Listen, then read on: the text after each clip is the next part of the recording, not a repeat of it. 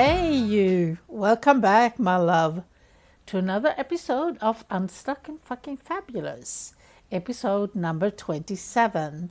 I am your host, Irene Lidval, and today I want to talk about something that touches every single one of us. We start life with this incredible gift, this natural ability to be future focused. Think about it. As kids, we're constantly imagining what our future could look like. We can see ourselves as anything: astronauts, doctors, writers, explorers, operas, whatever, ice princesses, princesses, anything. And we actually become it. It doesn't matter what. We are it. Our potential feels limitless. It's as if the whole world is this giant canvas and all the colors are available to us because they are, and we believe it. But then something shifts. As we grow up, we start measuring our potential not by what we can imagine, but what we have already done.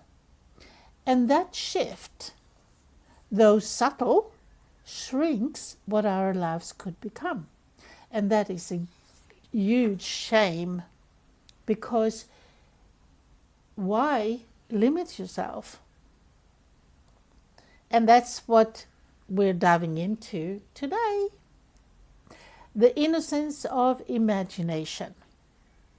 When you're a child, no one tells you, you can't imagine that. You're allowed to dream vividly. Nobody's stopping you because it's so cute. If you want to be an astronaut on Monday and a ballerina on Tuesday, that's completely fine. And we don't think that, oh, I failed because I didn't become an astronaut on Monday, and now I'm a ballerina on Tuesday and I don't have the tutu or the shoes. Who cares?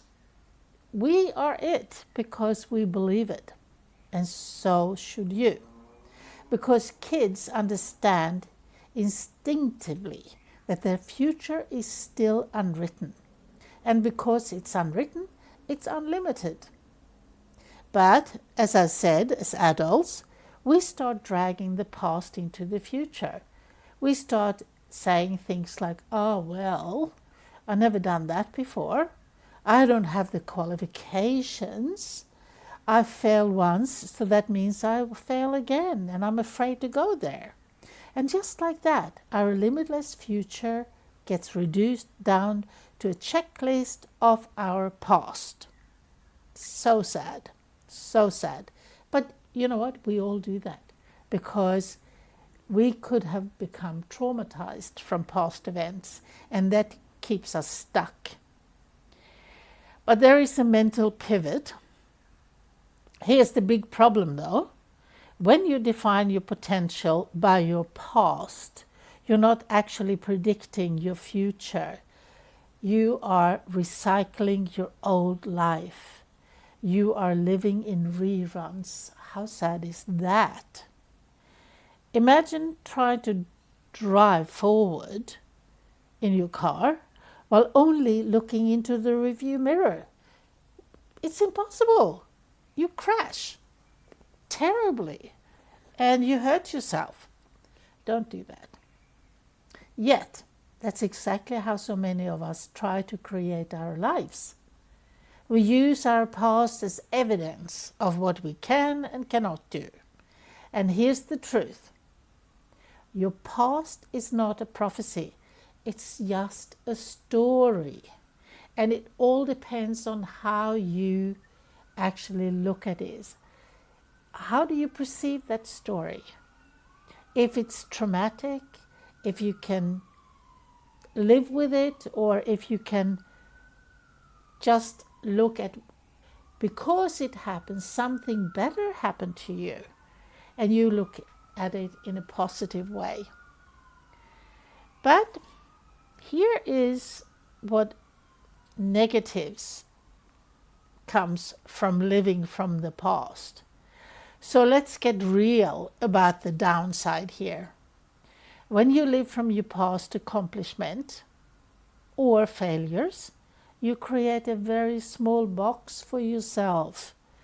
You actually trap yourself, and that's when you start to feel trapped, stuck, because you stop trying new things because you're scared of repeating mistakes. I'm guilty. You play small because you're worried about looking foolish. I'm guilty. You settle for good enough because daring to want more feels selfish or unrealistic. That didn't apply to me, but it maybe applies to you. And here's the saddest part. So many brilliant women with fire, creativity, and a big heart, never live out their potential because they are chained to what they've already done, to their past. So what's happened to them? They stop dreaming, they stop imagining, and they stop believing. How sad is that? The positives of a future focus, though. Now let's flip it. What happens when you consciously step back into your future focus? That childlike imagination? Suddenly, your energy expands, you feel alive again. Ideas start flowing, opportunities that were invisible before suddenly appears. You're no longer limited by proof. Instead, you're guided by possibilities. And here's the beautiful thing.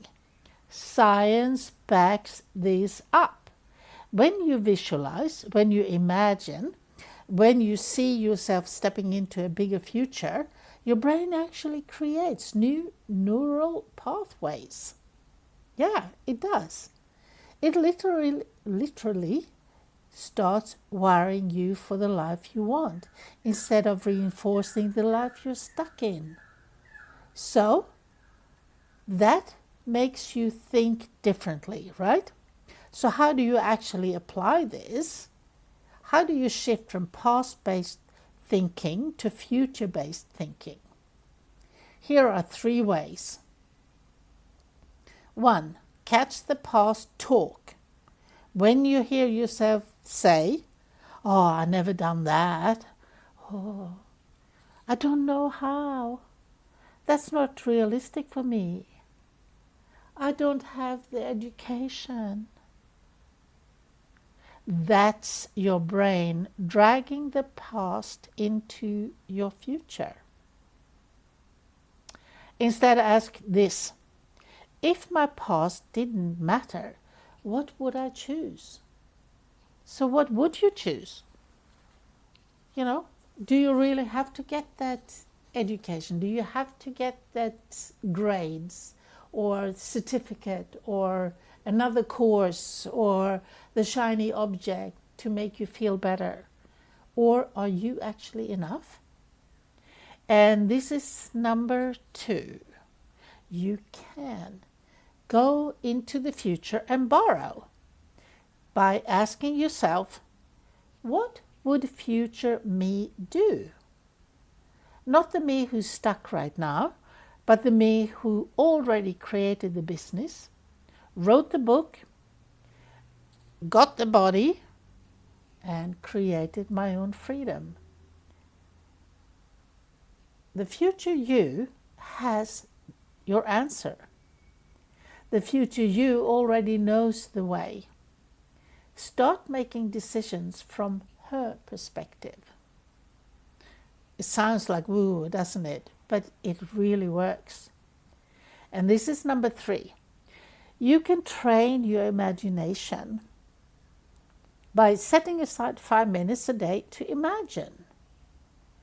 Close your eyes. See yourself living your dream life as it is already happening. Feel it in your body. This isn't woo-woo. This is brain training.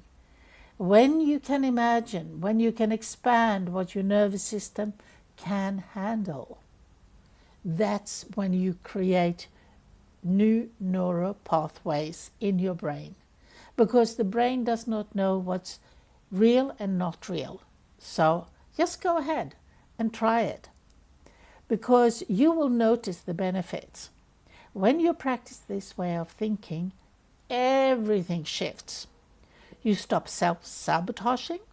You build confidence, not from what you've done, but what you are committed to creating.